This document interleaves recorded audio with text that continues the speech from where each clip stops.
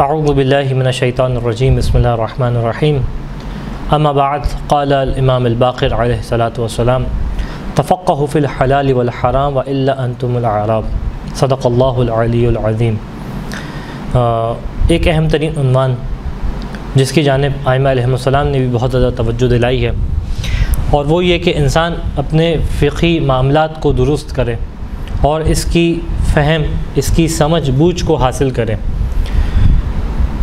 خاص طور پہ جس حدیث کو آپ کے سامنے تلاوت کا شرف حاصل کیا، امام محمد باقر علیہ الصلاۃ والسلام کس انداز سے ارشاد فرما رہے ہیں، تفقہوا فی الحلال والحرام، کہ حلال اور حرام کے بارے میں سمجھ کو حاصل کرو، حلال اور حرام کے بارے میں اپنی فقہ کو بڑھاؤ، اپنی فقہ کو حاصل کرو۔ وَإِلَّا أَنْتُمُ الْأَعْرَابُ، اگر تم نے حلال اور حرام کے بارے میں فقہ کو حاصل نہیں کیا، سمجھ کو حاصل نہیں کیا، اس کو نہیں سمجھا حلال کیا ہے حرام کیا ہے، تو تمہاری مثال تم جو ہے وہ اعراب کی مانند ہو۔ اعراب کون ہے؟ اعراب وہ کہ جو بدو عرب ہے، جو ان سویلائزڈ ہے، اس کو اعراب کہا جاتا ہے۔ تو اگر تم نے فقہ کو حاصل نہیں کیا حلال حرام کی، تم ایک بدو عرب کی مانند ان سویلائزڈ انسان کہلاؤ گے۔ تو بہت ضروری ہے کہ انسان حلال اور حرام کی معلومات کو، اس کی فقہ کو، اس کی فہم کو جانے۔ اسی سلسلے میں آج جس عنوان کو آپ کے سامنے پیش کرنے کا ارادہ کیا ہے، وہ عنوان یہ کہ آنے والے ماہ محرم الحرام میں وہ کون سے مسائل ہیں فقہی اعتبار سے جو انسان کو درپیش ہوتے ہیں، جس میں مومنین کے سوالات ہوتے ہیں، تاکہ ان کی ایک ترتیب کے ساتھ آپ کے سامنے پیش کیا جائے، انسان اس کو سننے کے بعد متوجہ ہو جائے، متنبہ ہو جائے اس چیز کی جانب کہ اب آئندہ آنے والے ایام میں جو بہت اہم ترین ایام ہیں عالم اسلام کے لیے بھی، اور خاص طور پہ عالم تشیع کے لیے، کہ روایات کے مطابق جو خاص ترین ایام ہیں جس میں امام حسین علیہ السلام کا غم منایا جاتا ہے، مجالس عزا کو منعقد کیا جاتا ہے، جلوس عزا کو برپا کیا جاتا ہے، ان تمام چیزوں کے اعتبار سے وہ کون سے فقہی مسائل ہیں کہ جس کا سامنا ایک مومن کو ہو سکتا ہے اور اس کے کیا حل ہیں، وہ اس کو آپ کے سامنے پیش کرنے کا ارادہ کیا۔ اس میں مختلف فہرست وار جو ہے وہ آپ کے سامنے مسائل پیش کریں گے تاکہ ایک ایک کر کے اس مسئلے کو سمجھا جا سکے، اس کا حل کو جانا جا سکے۔ پہلا مسئلہ جس کو خود آیت اللہ سستانی حفظہ اللہ پیش کرتے ہیں، اور وہ یہ کہ شعائر اسلام کی حفاظت کرنا۔ ماہ محرم الحرام وہ مہینہ ہے کہ جس کے اندر امام حسین کا غم منایا جاتا ہے، اہل بیت علیہم السلام کی شہادت کے مراسم کو ادا کیا جاتا ہے، ان کی شہادت کے اوپر غم کا اظہار کیا جاتا ہے۔ تو یہ وہ مقام ہے کہ جو شاعر الہی کا مقام ہے کہ وَمَن يُعَظِّمْ شَعَائِرَ اللَّهِ فَإِنَّهَا مِن تَقْوَى الْقُلُوبِ، کہ جو شاعر الہی کی تعظیم کرے تو یقیناً یہ دل کے تقوی کی علامت ہے۔ تو یہ وہ مقام ہے، یہ وہ جگہ ہے، یہ وہ ایام ہے جس میں شاعر الہی کو منایا جاتا ہے۔ تو خاص طور پر آیت اللہ سستانی اس چیز کی جانب نصیحت کرتے دکھائی دیتے ہیں کہ انسان اس مہینے کے اندر شاعر الہی کے لیے خاص اہتمام کرے، اس کے لیے خاص توجہ دے اور زمین کو ہموار کرے کہ شاعر الہی کو جو ہے منعقد کیا جا سکے۔ پھر بیان کرتے ہیں کہ اس مہینے کے اندر شاعر الہی کی حفاظت کرنا، اس کی عظمت کو برقرار رکھنا، اس کے وقار کو محفوظ کرنا، یہ مومنین کے وظائف میں سے شامل ہے۔ یعنی ایک مومن کا وظیفہ ہے، مومن کی ذمہ داری ہے کہ شاعر الہی کے وقار کی عظمت کرے، شاعر الہی کی عظمت کو کم نہ ہونے دے کسی طریقے سے۔ یہ جو شاعر الہی ہے، امام حسین کی مجلس ہے، جلوس، تعبود، ذوالجناح، علم، یہ جتنے بھی شاعر الہی ہیں ان سب کی حفاظت کرے، ان کے وقار کو کم نہ ہونے دے۔ یہ مومن کے ذمہ داریوں میں سے ایک ذمہ داری ہے۔ پھر اسی طریقے سے بیان کرتے ہیں کہ لازم ہے انسان کے اوپر یہ جو مسائل آیت اللہ سستانی نے جامع توضیح المسائل کے اندر الگ سے ایک باب قائم کیا ہے کہ جو اہل بیت علیہم السلام کی مجالس سے متعلق باب ہے۔ اس باب سے میں ان مسائل کو آپ کے سامنے پیش کر رہا ہوں۔ پھر بیان کرتے ہیں کہ لازم ہے مومن کے اوپر کہ کوئی ایسا کام نہ کرے کہ جس کی وجہ سے اہل بیت علیہم السلام کا جو شاعر ہے اس کے اندر ضعف اور کمی واقع ہو۔ تو ایک جانب شاعر الہی کی حفاظت کرنی ہے، دوسری جانب اس کام سے اجتناب کرنا ہے کہ جس کام سے عزاداری کے اوپر کمزوری واقع ہوتی ہے، یعنی عزاداری کمزور ہوتی ہے۔ پھر دوسرا ایک اہم ترین مسئلہ جو اسی ذیل میں آیت اللہ سستانی بیان کرتے ہیں، اور وہ یہ کہ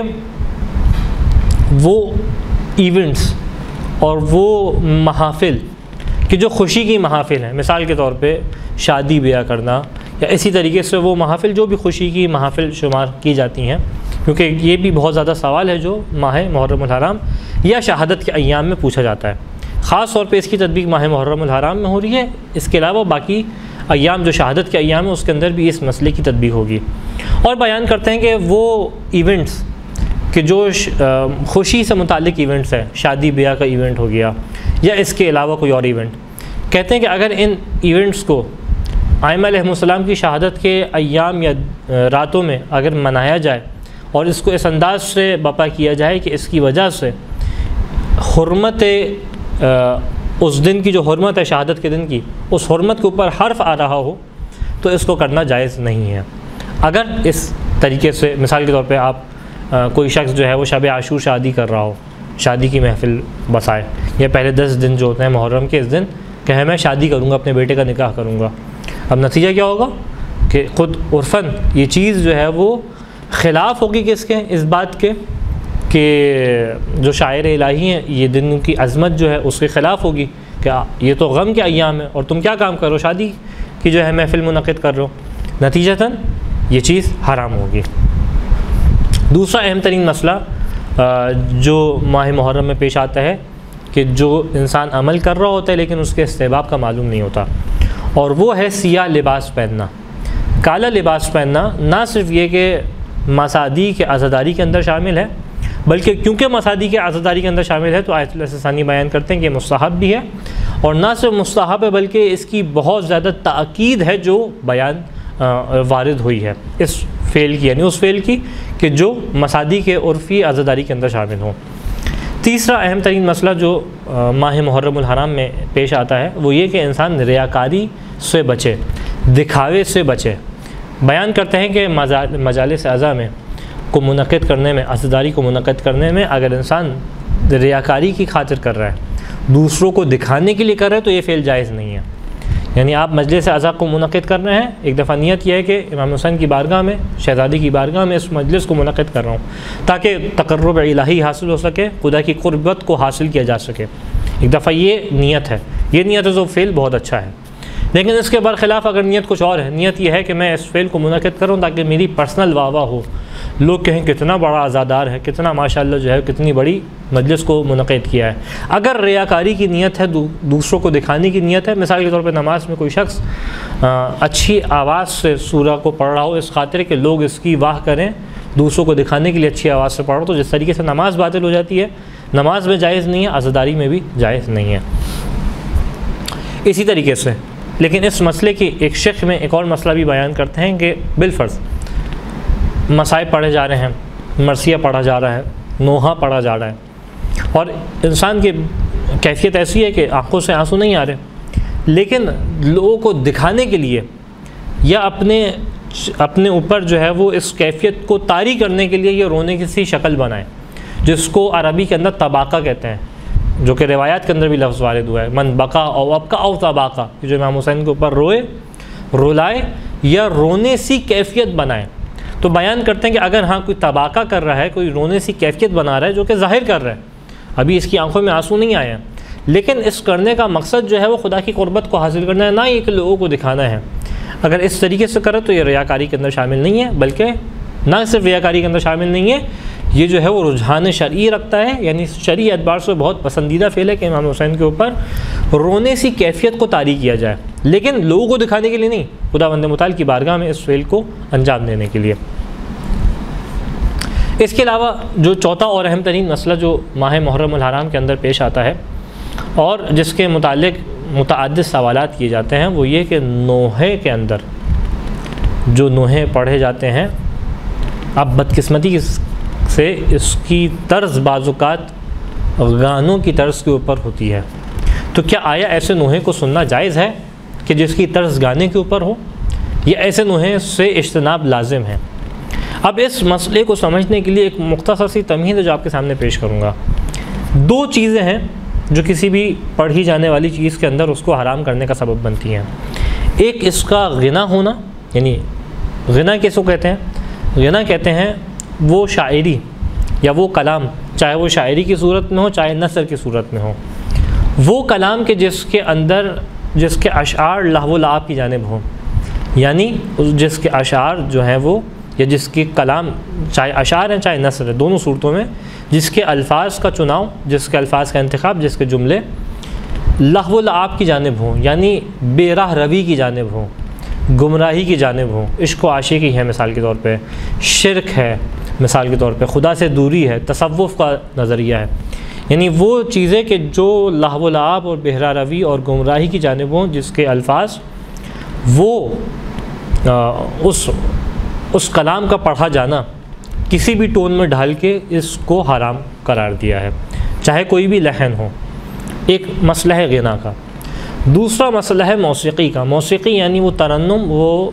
طرز، جس طرز کے اوپر چیز کو پڑھا جا رہا ہے، کسی کلام کو پڑھا جا رہا ہے، اس کے اندر وہ طرز حرام ہے کہ جو طرز لہو و لعب کی محافل اور مجالس سے تعلق رکھتی ہیں۔ یعنی مثال کے طور پہ ایک طرز ہے کہ جس کا تعلق کسی کلب سے ہے یا کسی ڈانس والی محفل سے ہے، اس قسم کی محافل سے جس کا تعلق ہے، وہ طرز، وہ ٹون حرام ہوگی۔ اب اگر یہ تمہید واضح ہو، اچھا اس کی تشخیص کس طریقے سے کی جائے کہ ایک کلام جس کو پڑھا جا رہا ہے وہ غنا والا کلام ہے یا نہیں ہے، یا جو اس پڑھے جانے والی چیز کی ٹون ہے وہ ٹون جو ہے وہ غنا والی اور موسیقی والی ٹون ہے، موسیقی حرام والی ٹون ہے یا نہیں ہے، اس کی تشخیص کس طریقے سے ہوگی؟ تو بیان کرتے ہیں اس کی تشخیص کے لیے ہر شخص کو عرف کی جانب دیکھنا پڑے گا، اور یہ دیکھنا پڑے گا کہ اس جگہ کا عرف یعنی لوگ اس چیز کو کس نگاہ سے دیکھتے ہیں۔ آیا اس کو اس حرام محافل سے متعلق دیکھتے ہیں یا نہیں جائز محافل سے متعلق دیکھتے ہیں؟ اور اس میں تمام چیزیں آ جائیں گی کہ چاہے قرآن ہے، چاہے دعائیں ہیں، چاہے ملی نغمہ ہے، یا اس قسم کے علاوہ اور بھی جتنی چیزیں ہیں، منقبت ہیں، نوحہ ہیں، جتنی بھی چیزیں ہیں۔ اب یہاں پہ آیت اللہ ثانی بیان کرتے ہیں کہ اگر کسی کلام کو پڑھا جا رہا ہے کہ جس کا مواد، جس کے الفاظ تو لہو و لعب والے نہیں ہیں، اس کے علاوہ ہیں، لیکن اس کو پڑھا جو ہے وہ غنا کی طرز پہ جا رہا ہے، یعنی ان کلاموں کی طرز پہ پڑھا جا رہا ہے اس کو کہ جو لہو و لعب کے انداز سے پڑھے، جو غنا والے کلام کے انداز سے پڑھے جاتے ہیں۔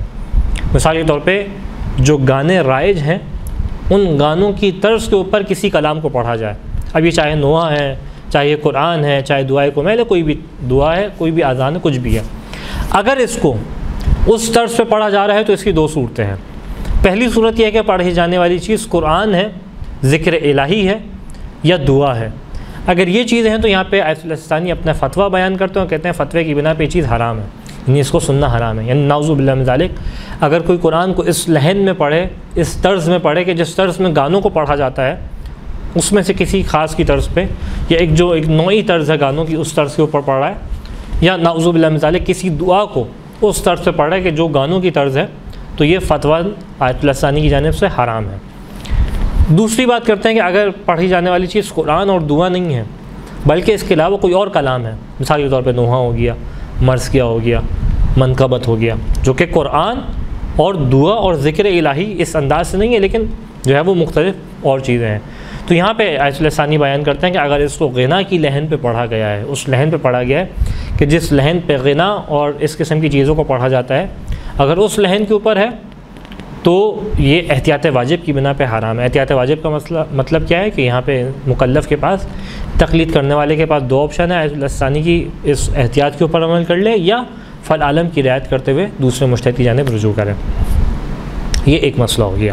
اب ایک اور مسئلہ یہاں پہ پیش آتا ہے کہ اگر ہمیں کسی کلام کے بارے میں شک ہے، ہم نے ایک نوحہ سنا، ایک منقبت سنا، اس کے بارے میں ہمیں شک ہو رہا ہے کہ آیا یہ نوحہ یا منقبت اس غنا والی طرز پہ ہے یا نہیں ہے، جس لحن پہ غنا کو پڑھا جاتا ہے، جس لحن پہ اس کلام کو پڑھا جاتا ہے کہ جس کے اندر بہرا روی ہوتی ہے، جس کے اندر لہو و لعب ہوتا ہے، آیا یہ اس طرز پہ ہے یا نہیں؟ اگر ہمیں شک ہو رہا ہے، اس شک کی صورت میں بیان کرتے ہیں کہ انسان جو ہے وہ انسان کے لیے جائز ہے اس چیز کو سننا، حرام نہیں ہے اگر شک ہے، لیکن کہتے ہیں یہاں پہ بھی احتیاط کے خلاف ہے، یعنی احتیاط یہ ہے، بہتر یہ ہے کہ انسان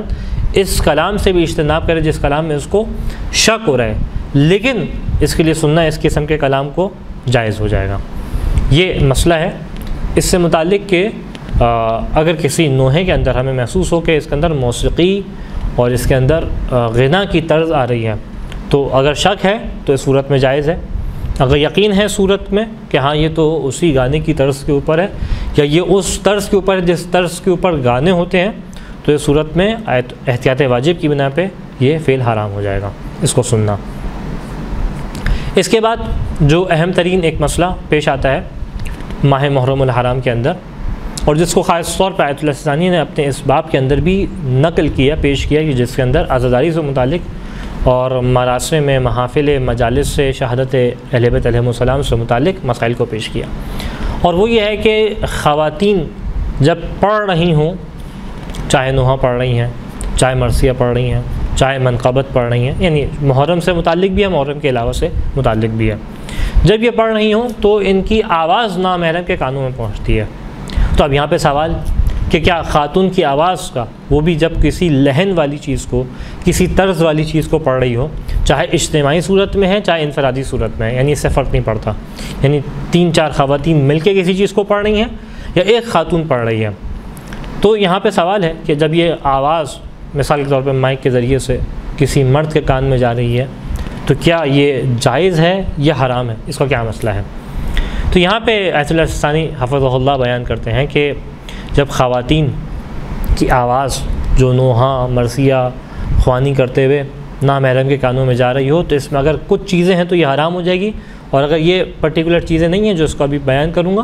تو یہ حرام نہیں ہے۔ اس میں پہلی چیز کیا ہے کہ اگر اس کو نازک آواز کے ساتھ نکالا گیا ہے، یعنی ایک خاتون کی مثال کے طور پہ اس نے خاص طرز سے اس آواز کو نکالا ہے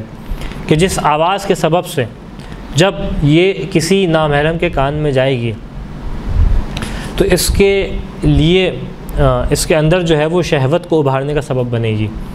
اس کو جو ہے وہ راہ راست سے منحرف کرنے کا سبب بنے گی، یعنی یہ اس آواز کو سن کے اس کا ذہن شہوت کی جانب جائے گا اور اس قسم کی جذبات جو ہیں اس کے اندر پیدا ہوں گے۔ اگر اس قسم کی آواز ہے تو یہ سننا حرام ہو جائے گا، اس قسم کی آواز نہیں ہے تو یہ سننا حرام نہیں ہے، پہلی شرط یہ ہے۔ دوسری شرط اگر پائی جاتی ہے وہ کیا کہ اگر اس قسم کی پڑھنے سے ایک نوعی طور پہ مفسدہ پیدا ہو رہا ہے، یعنی اس کو اگر اس طریقے سے خاتون پڑھ رہی ہے، مائک کے اوپر اس کی آواز پھیل رہی ہے، تو اس کے پڑھنے سے ایک مفسدہ ہے جو ایجاد ہو رہا ہے، تو اس صورت میں بھی حرام ہو جائے گا، جائز نہیں ہوگا کہ اس انداز سے پڑھا جائے کہ نامحرم کے کانوں تک اس کی آواز پہنچے، یعنی اس صورت میں پھر مائک یا تو اپنے گھر کے تک رکھیں کہ جہاں پہ خواتین ہیں وہیں تک مائک جائے، باہر نہ جائے، یا جو ہے وہ مائک نہ ہو کہ مجلس میں صرف خواتین تک آواز جائے، اس چیز کا خاص طور پہ جو ہے وہ خیال رکھنا لازم ہو جائے گا۔ ایک مسئلہ یہ ہو گیا۔ دوسرا مسئلہ جو خواتین سے متعلق بھی ہے اور جو ہے وہ جس کا تعلق مردوں سے بھی ہو جاتا ہے، وہ یہ کہ جب مرد حضرات ماتم کرتے ہوئے اپنی قمیضوں کو اتاریں اور اتارنے کے بعد قمیض کو اتار کے ماتم کر رہے ہوں، اب اس صورت میں بعض اوقات یہ بھی دکھائی دیتا ہے کہ خواتین کھڑے ہو کے اس منظر کو دیکھ رہی ہوتی ہیں کہ مرد حضرات نے اپنی قمیضوں کو اتار کے ماتم کر رہے ہیں، تو کیا یہ خاتون کا دیکھنا جائز ہے یا حرام ہے، کیا مسئلہ ہے؟ تو یہاں پہ آیت اللہ سستانی حفظہ اللہ کا مسئلہ یہ ہے کہ اگر ایک خاتون ایک مرد کے جسم کے ایسے حصے پہ نگاہ ڈالے کہ جس حصے کو عام طور پہ چھپایا جاتا ہے، مثال کے طور پہ سینہ ہو گیا، انسان سینہ کھول کے نہیں چل رہا ہوتا، شرٹ پہنتا ہے یا کچھ چیز پہنتا ہے جس سے انسان کا سینہ چھپا رہتا ہے، اما یہ ہاتھ ہے، ہاتھ نارملی نہیں چھپائے جاتے، یا مثال کے طور پہ کوئی ہاف سلیوز پہنا ہوا ہے تو اس حصے کے ہاتھ دکھائی دے رہے ہیں، یہ عادتاً نہیں چھپائے جاتے، تو اگر جسم کے ان حصوں پہ نگاہ پڑے، یا کمر ہو گئی مثال کے طور پہ، کمر کو چھپایا جاتا ہے عادتاً، تو اگر ان حصوں پہ نگاہ پڑ رہی ہے کہ جن حصوں کو عادتاً چھپایا جاتا ہے، تو یہاں پہ احتیاط واجب کی بنا پہ حرام ہے خاتون کے لیے مرد کے ان حصوں کو دیکھنا، چاہے دیکھنے کے اندر شہوت کی نیت ہے یا نہیں ہے، یعنی بہرہ روی کا ارادہ ہے یا نہیں ہے، دونوں صورتوں میں یہ فعل جو ہے خاتون کا حرام ہو جائے گا، چاہے اس کو دیکھا جو ہے وہ لائیو جا رہا ہو، چاہے ویڈیو کی صورت میں دیکھا جا رہا ہو، کسی بھی صورت میں دیکھا جا رہا ہو، اس میں چاہے نیت خراب ہے چاہے نیت اچھی ہے، دونوں صورتوں میں حرام ہو جائے گا۔ جس طریقے سے مرد کے لیے اس خاتون کے پردے والی جگہ کو دیکھنا، جسم کی جگہ کو دیکھنا، چاہے بال ہیں چاہے گردن کا حصہ ہے یا کوئی بھی جسم کے وہ حصے جس کے اوپر پردہ واجب ہے، وہ خاتون کے جو پردے دار خاتون ہیں پردہ کرتی ہے، اس کے بالوں کو دیکھنا، چاہے شہوت کی بنا پہ ہو بغیر شہوت کے ہو، حرام ہے۔ اسی طریقے سے خاتون کے لیے بھی احتیاط واجب کی بنا کے اوپر حرام ہو جائے گا۔ اچھا، ایک مسئلہ یہ۔ دوسرا مسئلہ جو ایک اور پیش آتا ہے وہ یہ کہ خونی ماتم میں، وہ ماتم کہ چاہے وہ قامہ کا ماتم ہے، چاہے زنجیر کا ماتم ہے، یہ بہت زیادہ سوال ہوتا ہے، اور نہ صرف سوال کی صورت ہوتی ہے بلکہ اس مسئلے کے اندر ہر کوئی مجتہد بھی بنا ہوا ہوتا ہے، ہر کوئی آپس میں فتوے بھی دے رہا ہوتا ہے، اور ایک دوسرے کے اوپر فتوے لگا بھی رہا ہوتا ہے۔ تو کیا یہ جائز ہے؟ فقہی اعتبار سے کیا مسئلہ ہے اس کا؟ دیکھیں، اس مسئلے کا انتہائی آسان حل ہے، اور اس مسئلے کا حل یہ ہے کہ انسان اپنے مجتہد کی جانب رجوع کرے، جس کی تقلید وہ کرتا ہے۔ اگر اس کا مرجع تقلید اس کو جائز قرار دیتا ہے تو خوب ماتم کرے، جائز قرار نہیں دیتا تو ماتم نہ کرے۔ نہ اس میں دوسرے مجتہد کے مقلد کو جا کے بولے کہ فلانا شخص جو ہے وہ حرام کہتا ہے، تم کیسے ماتم کر رہے ہو، یہ بھی معقول نہیں ہے۔ اور نہ یہ کہ اگر یہ خود ماتم کرتا ہے اور دوسرا نہیں کر رہا، جس کا مجتہد حرام قرار دیتا ہے، اس کو جا کے بولے تم ماتم کیوں نہیں کر رہے، تم کتنا غلط کام کر رہے ہو۔ ہر شخص اپنے مجتہد کی، جس کی وہ تقلید کرتا ہے، اس کی پیروی کرے، نہ خود مجتہد بنے اور نہ دوسرے کے مجتہد کے اوپر طنز و طعن کرے اس بنا کے اوپر کہ اس کے اور جس مجتہد کی تقلید کر رہا ہو اس کے درمیان جو ہے وہ اختلاف ہے۔ آیت اللہ سستانی اس بارے میں کیا بیان کرتے ہیں؟ آیت اللہ سستانی اس بارے میں جو ہے وہ سکوت اختیار کرتے ہیں، یعنی جب ان سے اس سوال کے بارے میں پوچھا گیا تو آپ نے خاموشی اختیار کی، کوئی جواب نہیں دیا۔ اب اس کا مطلب کیا ہے؟ اس کا مطلب یہ ہے کہ یہاں پہ گویا احتیاط سے واجب کی طرز سے انسان فی العالم کی جانب رجوع کرے گا۔ اب فی العالم میں مختلف مجتہدین ہیں، مثال کے طور پر آیت اللہ وحید خراسانی مستحب قرار دیتے ہیں، آیت اللہ حافظ بشیر نجفی یہ جو ہے وہ مستحب قرار دیتے ہیں۔ اگر ان کی طرف رجوع کر رہے ہیں تو مستحب، آیت اللہ ناصر مکارم شیرازی اس کو حرام قرار دیتے ہیں۔ تو اگر کسی ایسے مجتہد کی جانب رجوع کر رہا ہے کہ جو مستحب قرار دیتے ہیں تو اس کے لیے کرنا باعث ثواب ہو جائے گا، یا ان کی تقلید کرتا ہے تو اس کے لیے باعث ثواب ہے۔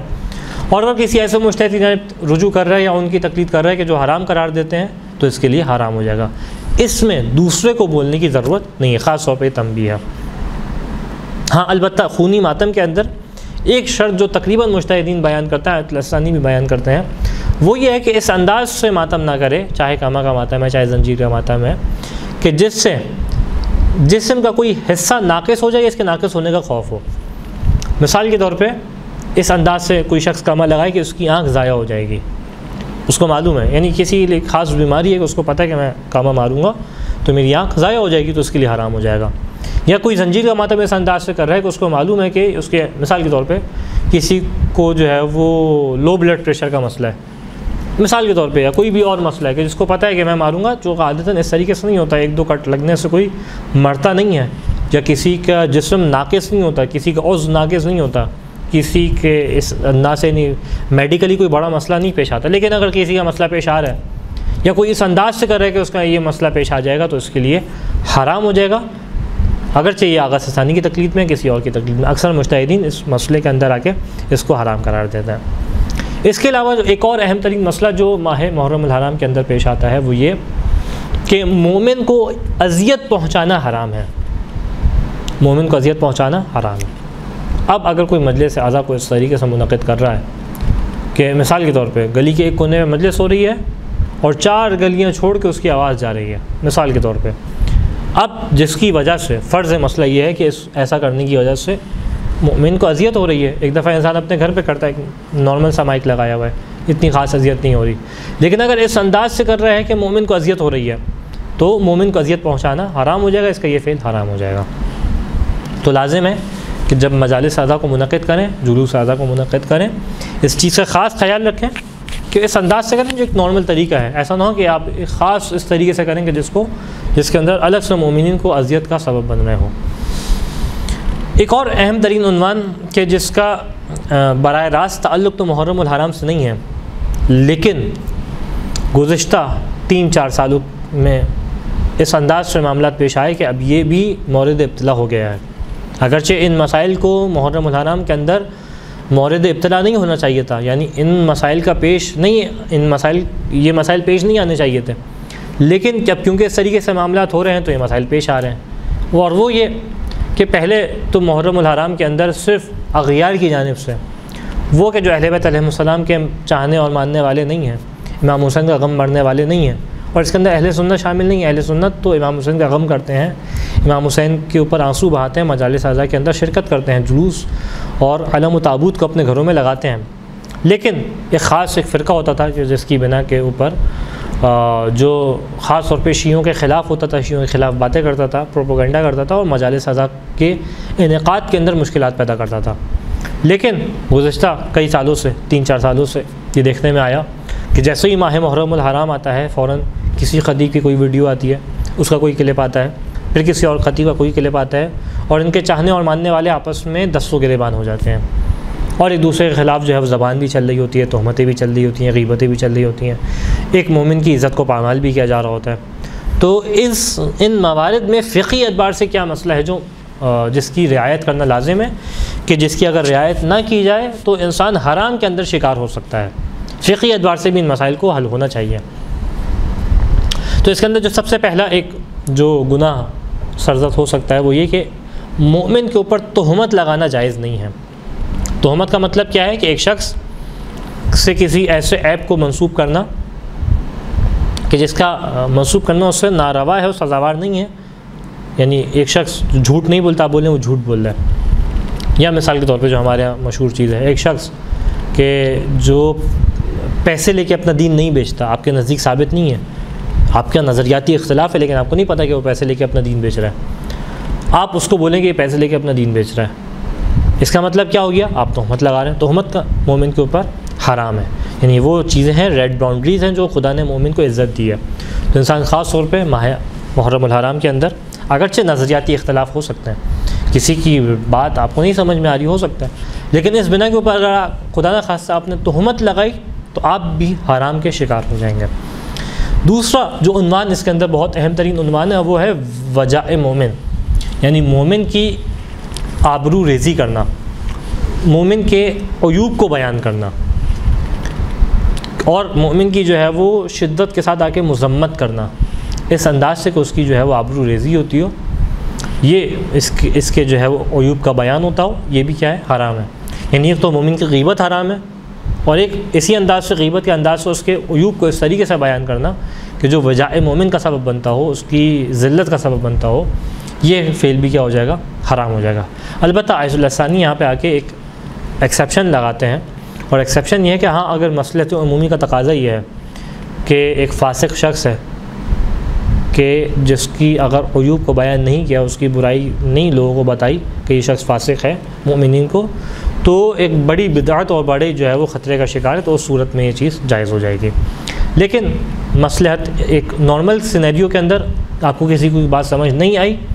اور وہ فاسق بھی نہیں ہے، وہ فاجر بھی نہیں ہے، وہ اپنا نظریہ پیش کر رہا ہے، اس صورت کے اندر یہ چیز حرام ہو جائے گی۔ ایک اور دوسرا مسئلہ اہم ترین جو ان مسائل کے اندر پیش آتا ہے وہ یہ کہ مومن کی آبرو ریزی کرنا، اس کی جو ہے وہ اہانت کرنا، اس کی حرمت کو پامال کرنا، یعنی اس کی اس طریقے سے گفتگو کرنا کہ یہ ذلیل ہو، یہ حرام۔ مومن کو ذلیل کرنا کسی بھی صورت میں حرام ہے،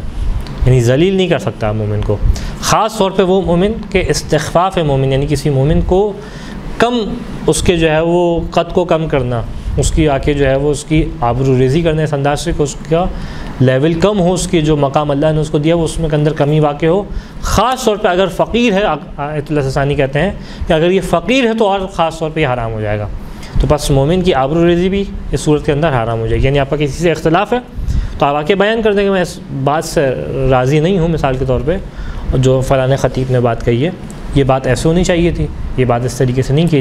یعنی اس نظریے سے اختلاف ہے، لیکن اس بات کی بنا کے اوپر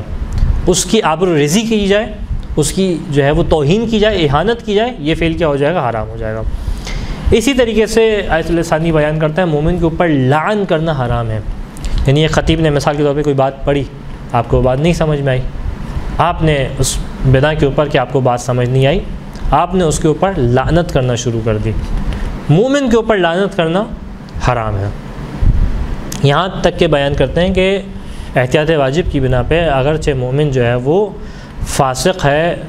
گناہوں کا معذرت فاسق نہیں گناہوں کا ارتکاب کرنے والا ہے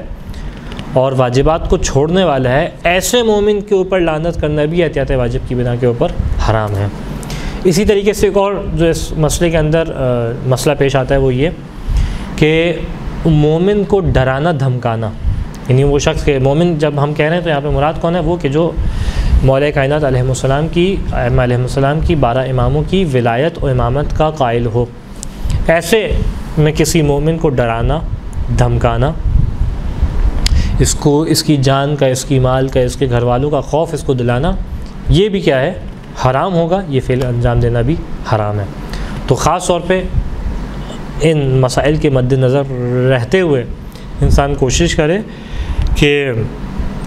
کوئی ایسا فعل انجام نہ دے، اگرچہ ہو سکتا ہے آپ کی نظریات کسی سے نہ ملتے ہوں، کسی کی بات کوئی مختلف ہو، آپ کی رائے کچھ اور ہے، آپ کو لگتا ہے کہ اس نے بہت غلط بات کہی ہے، آپ کہیں کہ یہ بات غلط ہے، اس نے جو بات کہی یہ بات ایسی نہیں ہے، ایک عزت دارانہ طریقے سے، ایک پڑھے لکھے طریقے سے، لیکن اس صورت میں ایسے اختلاف پیدا نہ کریں کہ کسی حرام کے مرتکب ہو جائیں۔ خداوند متعال سے دعا ہے کہ ماہ محرم الحرام کے اندر آنے والے مسائل میں ہمیں بہترین انداز سے عزاداری کو منعقد کرنے کی توفیق عطا فرما، اس انداز سے عزاداری کو منعقد کریں کہ اس کے ذریعے سے قرب آل محمد علیہ السلام اور قرب خداوند متعال حاصل کر سکیں۔ وآخر دعوانا الحمد للہ رب العالمین۔